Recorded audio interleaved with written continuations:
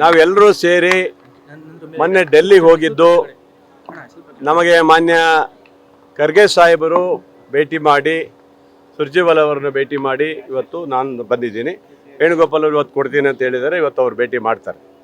ಭಾಳ ಚೆನ್ನಾಗಾಗಿದೆ. ಸುಮಾರು 1 ಗಂಟೆಗಳ ಕಾಲ ಮಾನ್ಯ ಮಲ್ಲಿಕಾರ್ಜುನ ಸಾಹೇಬರು ಚರ್ಚೆ ಮಾಡಿದರು. ರಾಜ್ಯದ ಸುದ್ದಿ ಬಗ್ಗೆ ಚರ್ಚೆ ಮಾಡಿದರು, ಮಂತ್ರಿ ಸ್ಥಾನದ ಬಗ್ಗೆ ಚರ್ಚೆ ಮಾಡಿದರು, ಮುಂದೆ ಎಲೆಕ್ಷನ್ ಬಗ್ಗೆನೂ ಚರ್ಚೆ ಮಾಡಿದ್ದಾರೆ. ನನಗಂತ ಪಾಸಿಟಿವ್ ಇದೆ, ಒಳ್ಳೇದಾಗುತ್ತೆ ಅನ್ನೋದು ನಮ್ಮೆಲ್ಲರಿಗೂ ಒಂದು ಭಾವನೆ ಇದೆ.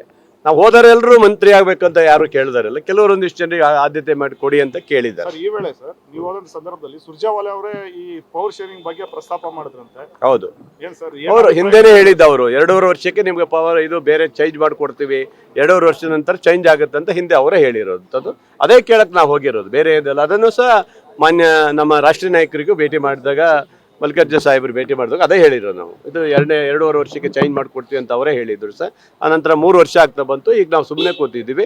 ಎಲೆಕ್ಷನ್ ಬಂದಿದ್ದರಿಂದ ದಾವಣಗೆರೆ ಮತ್ತು ಬಾಗಲಕೋಟೆ ಇರೋದ್ರಿಂದ ನಾವು ಅಲ್ಲೆಲ್ಲಿ ಕ್ಯಾನ್ವಸಿ ಹೋಗಿದ್ರಿಂದ ನಮಗೆ ಮಾತಾಡ್ಲಿಕ್ಕೆ ಆಗಿಲ್ಲ ಅಂತ ವಿಚಾರವನ್ನು ನಾವು ಸ್ಪಷ್ಟವಾಗಿ ನಾವೆಲ್ಲರೂ ನಾಯಕರು ನಾವು ತಿಳಿಸಿದ್ದೀವಿ. ಇವತ್ತು ನಾಯಕತ್ವ ಬದಲಾವಣೆ ಬಗ್ಗೆ ಏನಾದರೂ ಅಭಿಪ್ರಾಯ? ಅದ್ರ ಬಗ್ಗೆನೂ ಏನು ಚರ್ಚೆ ಆಗಿಲ್ಲ.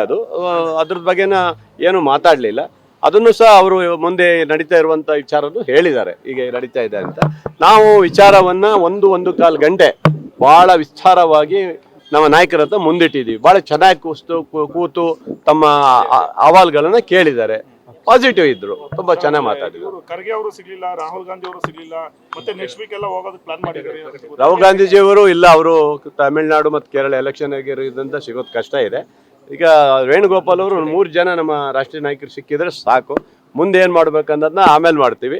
ಈಗ ಸದ್ಯಕ್ಕೆ ನಾವು ಹೋಗಿರುವ ಕೆಲಸಕ್ಕೆ ಎಷ್ಟು ಆಗಬೇಕೋ ಅಷ್ಟು ಮಾತಾಡಿ ಬಂದಿದ್ದೀವಿ. ಒಳ್ಳೆ ಪಾಸಿಟಿವ್ ಇದೆ, ಒಳ್ಳೇದಾಗುತ್ತೆ, ಭರವಸೆ ಇದೆ ಅಂತ ನಮ್ಗೆ ಅನಿಸ್ತದೆ. Thank you. ಸಂಪೂರ್ಣ ನ್ಯೂಸ್, ಇದು ನೊಂದವರ ಧ್ವನಿ.